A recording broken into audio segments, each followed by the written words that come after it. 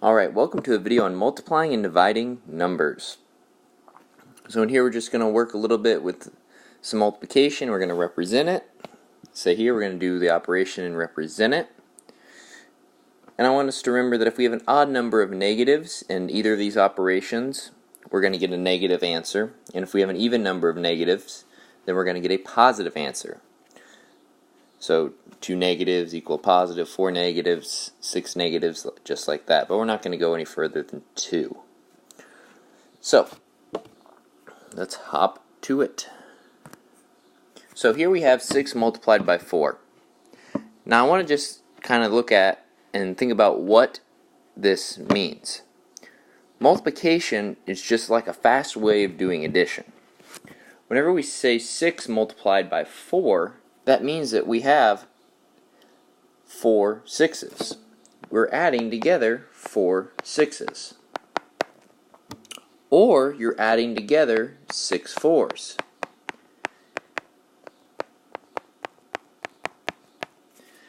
Either way, when you do this, you would get 24. That is definitely not a 2. There, that is. So, multiplication is just addition several times. You just figured out a faster way to do it using these memorizing tricks and knowing 6 times 4 is 24. Now, sometimes we don't remember right away what something is. But the thing that most people seem to get is that a number multiplied by 5, a number multiplied by 2, or a number multiplied by like 10. So there's a trick whenever you do this, and I want you to try to do this and not just jump to the calculator. So 6 multiplied by 4. Well, let's say you forget what that is. But let's say you know what 6 times 5 is. You know that 6 times 5 is 30. Well, if we look here at this representation, 6 times 4 was adding 4 sixes. So 6 times 5 must be adding 5 sixes. Well, I don't want 5 sixes, I only want 4. So I need to do the opposite of this last 6 to figure out what 6 times 4 is. So this is our estimation way of doing this. So the opposite of adding 6 would be to subtract 6. So we're going to take this and we're going to subtract it. And then we would get 24. So that's how we know what 6 times 4 is. Now this is a trick that I like to do in my head when I'm trying to solve very quickly.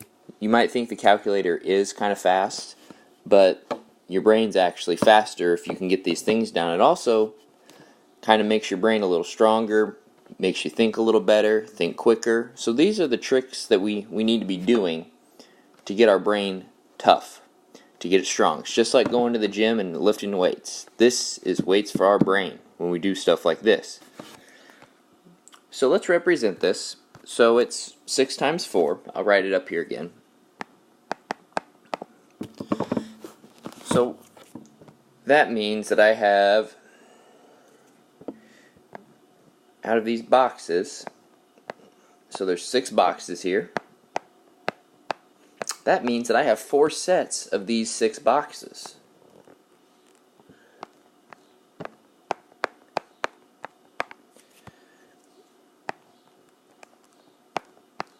I should have drew this beforehand.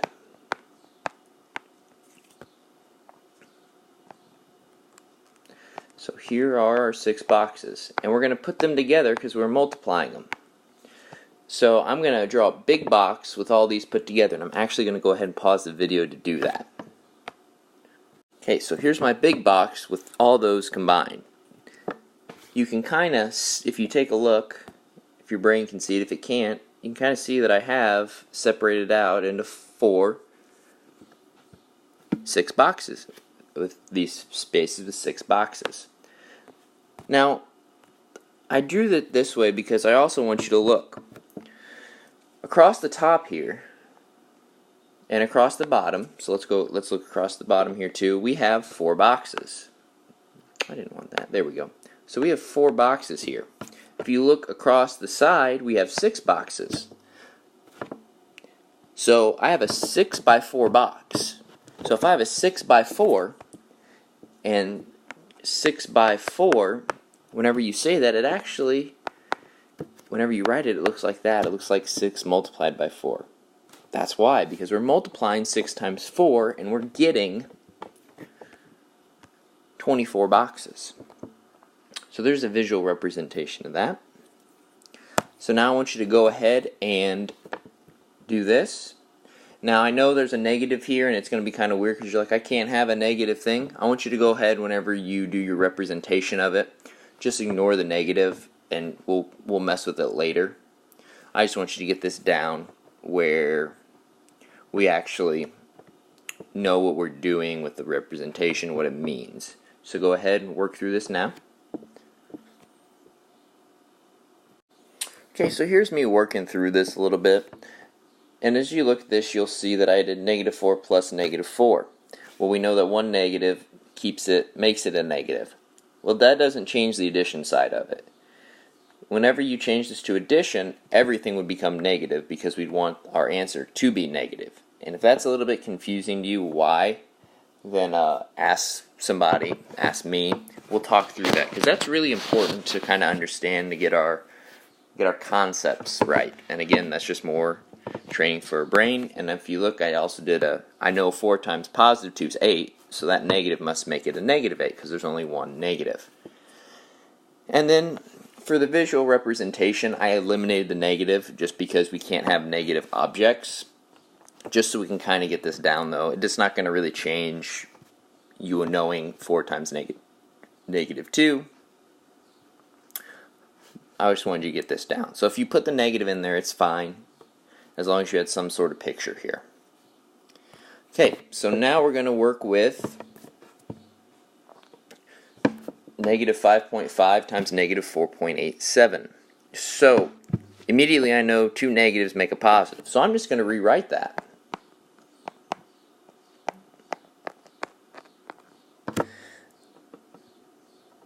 Just like that. So now we're going to multiply. We're going to go this the old school way. So we're going to go 5.5, because we can't really break apart a number into different segments. I can't have 4.87 5.5s.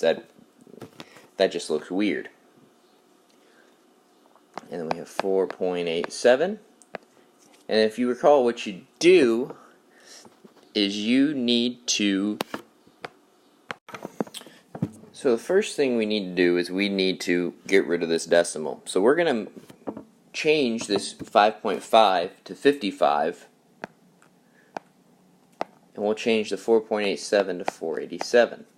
And then I'm going to actually flip this around to multiply, just because I like having my smaller number here. So we're going to multiply this by hand. But we're going to do a trick. I don't want to do 487 times 55. I'm going to split this up. I'm going to split it up into 487 times 50. And then I'm going to do 487 times, multiplied by 5. Then I'm going to combine those together with addition. So, drop down the 0. 5 times 7 is 35, so we do 5 here. And then we carry our tens. When we write a number up here, we're actually carrying a 10. That 5 goes in the ones place of the 35. So there's our 1 spot, there's our 10 spot. So we got to move things where they go up here. Then we do our 5 times our 8, which is 40, and then we add the 3 tens that we're bringing with us. So we write down the 3, and then we carry our 40 for our hundreds. 5 times 4 is 20, but we have to add in our 4 in our hundreds place, so we get 24. Now we're going to multiply this over here, and it's actually going to be very similar. It's just going to be the 5, 3, 4, 2 without the 0. And then we will add these together.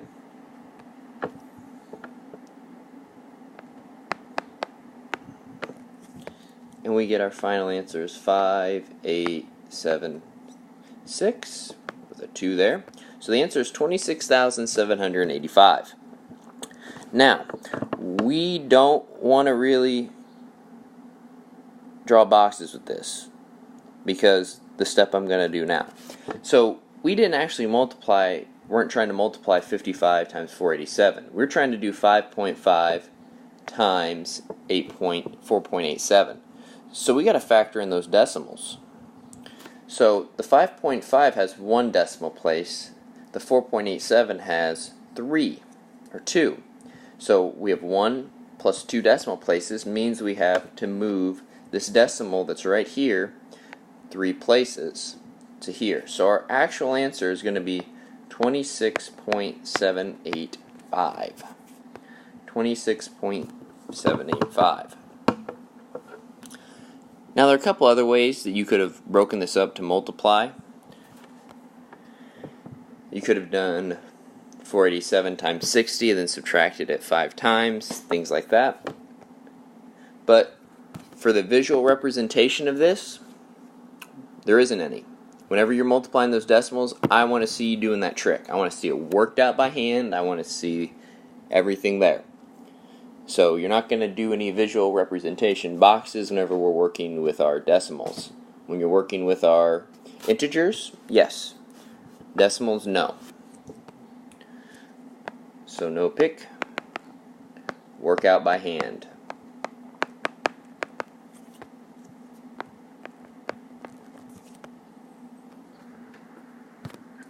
Alright, so now we're going to do a division example.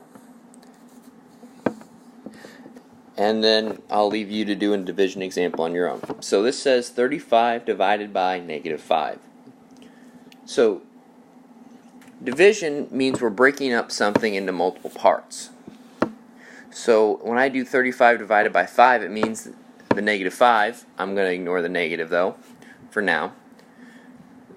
When we do that, it means I'm breaking up that 35 into 5 equal parts. So ignoring the negative, I'm going to draw a picture on the other page to show you what it is. Right now we're going to do 35 divided by -5, and we're going to do it using long division. So we have our -5, and we have our 35. Bet it's been a while since you've seen this. So we're going to see, can we divide this 3 by 5? We can't. So when you can't do that, you have to move to the whole thing. Can we divide the whole thing by 5? You can. If you try that in the calculator, you see you get 7. Now we do -5 times 7 to give us, we're going to ignore the negative for now. We're going to do 5 times 7, which is 35, and then subtract. So that gives us 0. Whenever you get to the 0, you're done. We also know we're done because there's nothing else after. If there was something after, we'd have a remainder, but we're not going to need that here. So now, we've ignored that negative, but now we're going to put it back in. So there's one negative out of these, so one negative makes this a -7. Now this is kind of a rushed version of the long division. If you're trying these on your own, you have a little trouble, let me know. I'll help you with it. So now we're going to represent that. So I have a box, and I'm going to pause the video to make a giant box with 35 things. So here we have a box with 35 things in it, and what I'm going to do now is I know I'm doing 35 divided by 5. I know it's a -5, but we're going to ignore the negative. And I'm going to just start marking off groups of 5 here. So here's a group of 5. Here's a group of 5. Here's a group of 5. Group of 5. Group of 5. And then here's 2 groups of 5. And then if we count how many groups of 5 we have, we see we have 1, 2, 3, 4, 5, 6, 7 groups. So that means that 35 divided by 5 is 7. And then we have to look at our negatives. We have only one negative, so it's a negative 7. So here's a visual way that you could do these. If you didn't want to do the long division, go ahead and do the visual way too. Okay, so finally, here's an example for you. Just so I want you to note there are two negatives there. So go ahead and do the long division for this, and then do a visual representation, and I'll do the same. Alright, so here I did the long division, and then I had enough room here. I went ahead and just drew my picture on this page. So there's my visual representation. Notice I didn't draw a perfect square with everything. You can do that with this, just as long as you have 8 boxes and you can divide them up, that's fine. So alright, that's the end of this video.